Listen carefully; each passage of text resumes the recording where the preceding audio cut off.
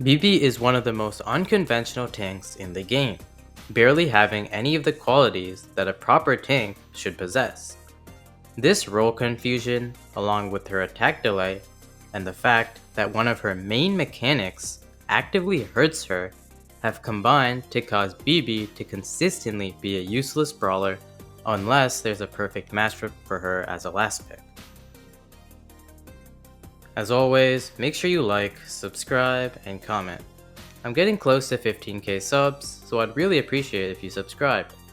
If you want access to some cool perks, such as watching videos early, become a channel member. Finally, if you want a chance to win future Brawl Talk skins, join our Discord server and participate in our gauntlet. In this video, I'm going to try something a little different and more reminiscent of earlier PowerPoints, with an overall shorter video, taking out some of the dead weight such as the basics, and adding more gameplay for you guys to see due to popular demand. Looking at her stats, we can point out several different things.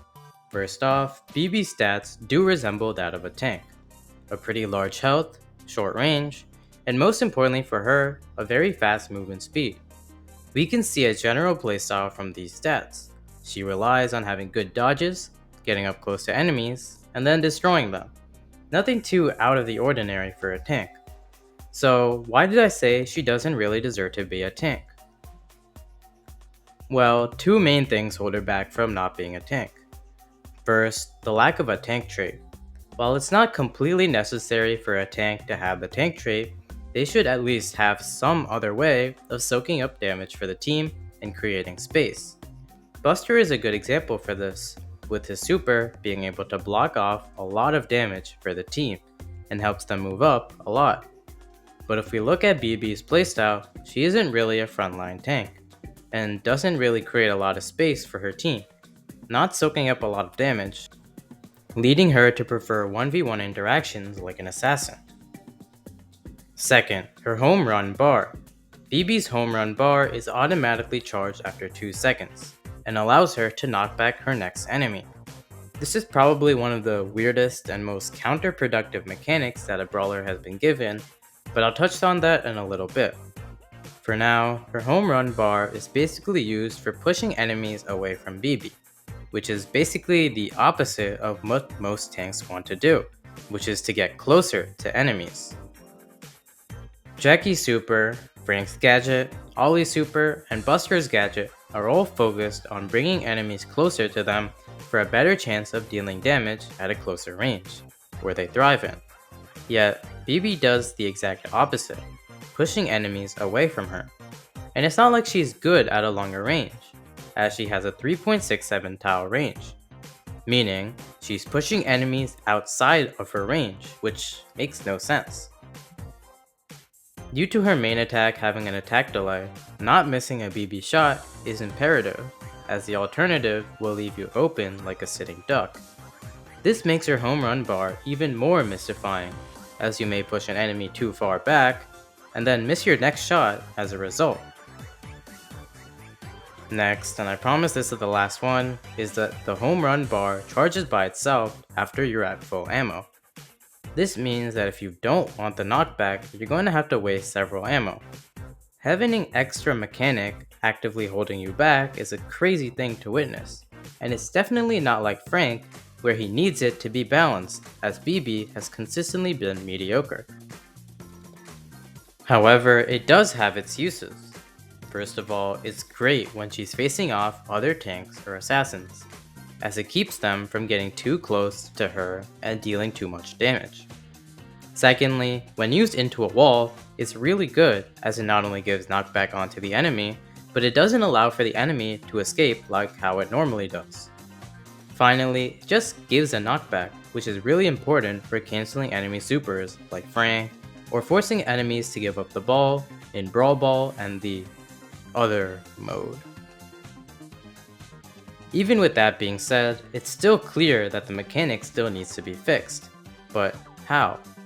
Well, there are several ideas I have, and I urge you guys to put your own suggestions in the comments. But I have 2 suggestions of my own. First, let the player choose whether or not they want to use the knockback. I'm not really sure how this would work, but maybe something like clicking the home run bar, making your next attack be a knockback. Secondly, they can completely get rid of the knockback and instead replace it with a stun. Now, hear me out on this. The charge up time will obviously be longer and it will be a very short stun, like around 0.5 seconds. However, the impact of the stun will definitely be much better for Bibi than the knockback, synergizing well with her attack delay to actually be able to hit enemies instead of sending them to the next planet. Speaking of attack delay, let's talk about Bibi's attack delay. Attack delay with a tank is an interesting topic, and is most famous with Frank. Frank's main attack delay is one of the biggest reasons he isn't completely broken, as it balances his insane stats and fits with his playstyle somewhat, slowly pushing up and not relying on quick damage. However, this doesn't fit at all with Bibi.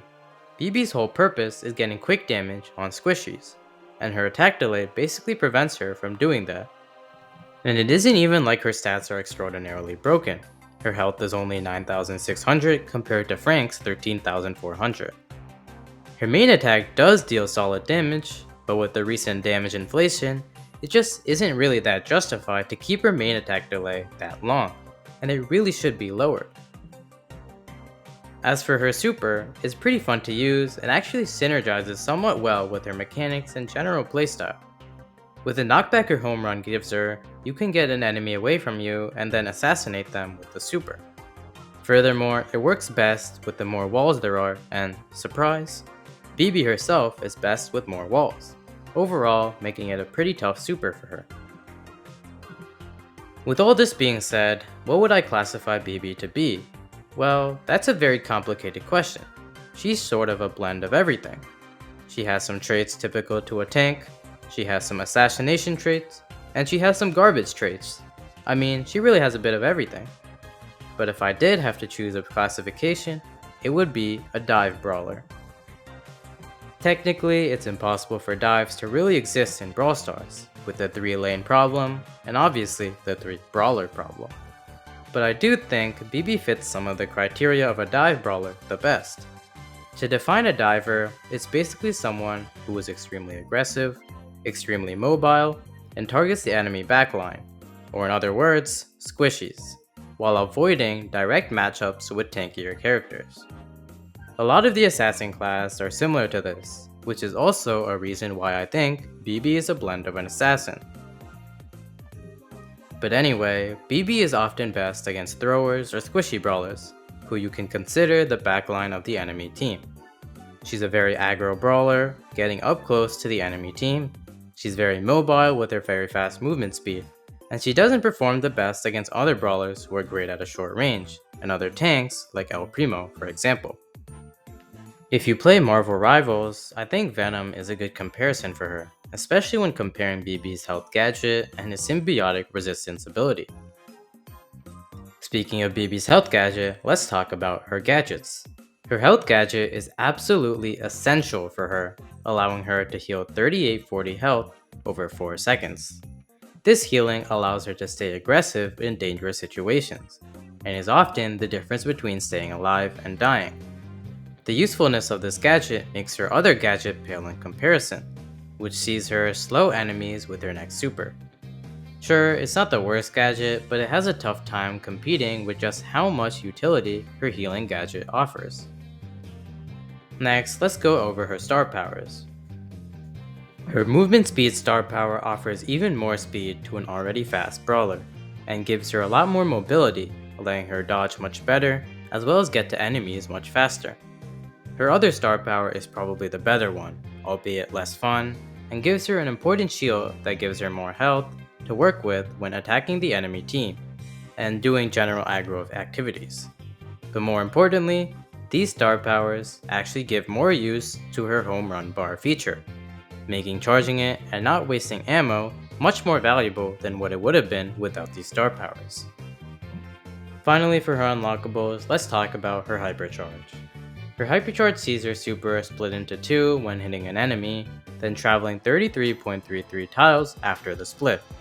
If used properly, this is a great hypercharge for her and a terrible one to face off against.